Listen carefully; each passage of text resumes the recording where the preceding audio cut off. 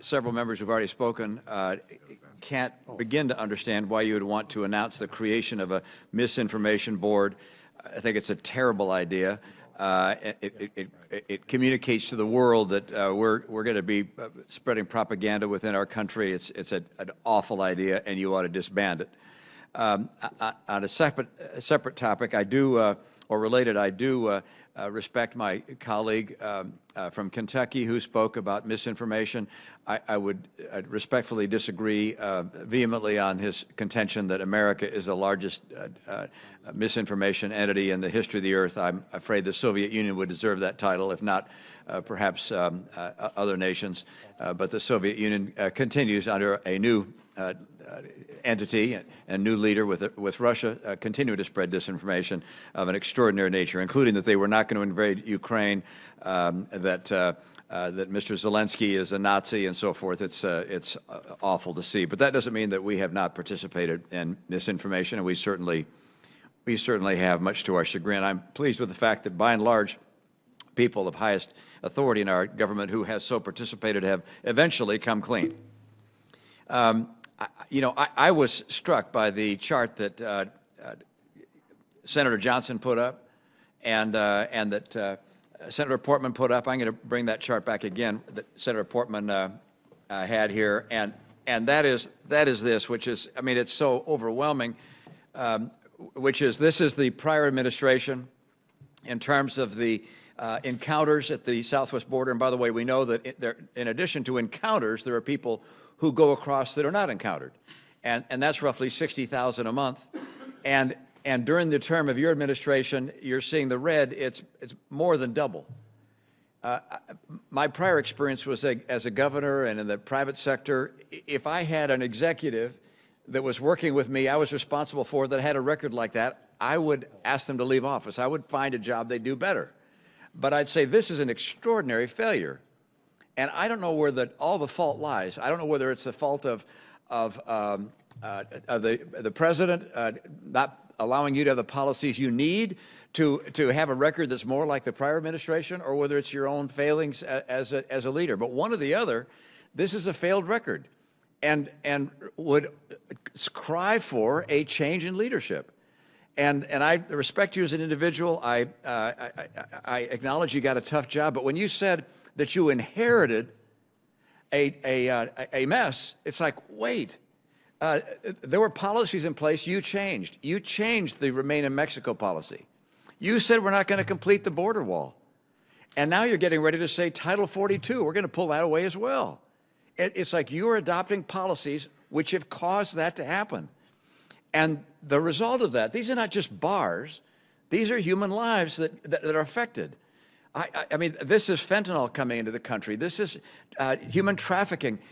These are lives lost and that are associated with that kind of record. I find it appalling. And you say, well, now we have 6 pillars. We got 6 pillars to make this better. I guess the question is this: do you believe that in the coming several months that those numbers are going to come down? Because I believe that the 6 pillars will do nothing to reduce those bars.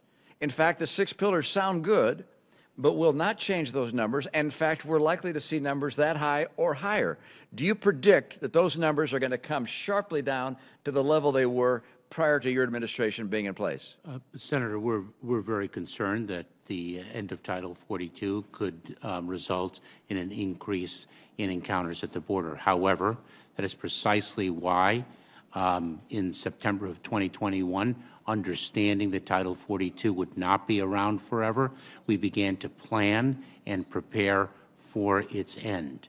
And some of these, those are as accurate as they are off target. My question is, I mean, you're the person responsible for this record. This record is devastating to our country.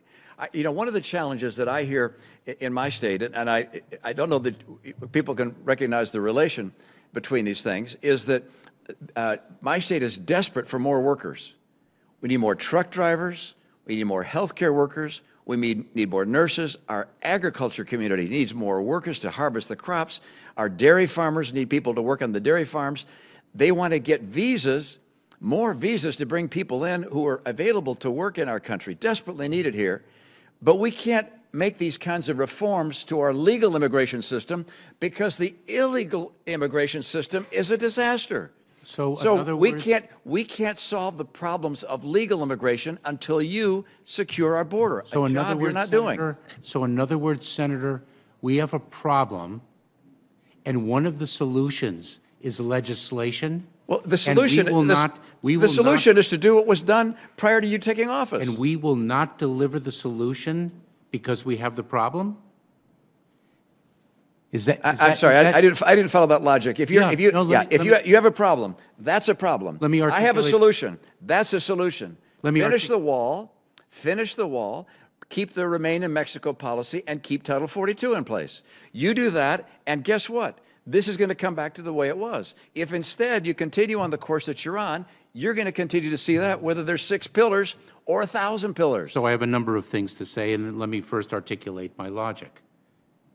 You speak of, and correctly so, the need for labor in this country. Yeah. And there was a very powerful article about that on the front page of the Wall Street Journal just a few weeks ago.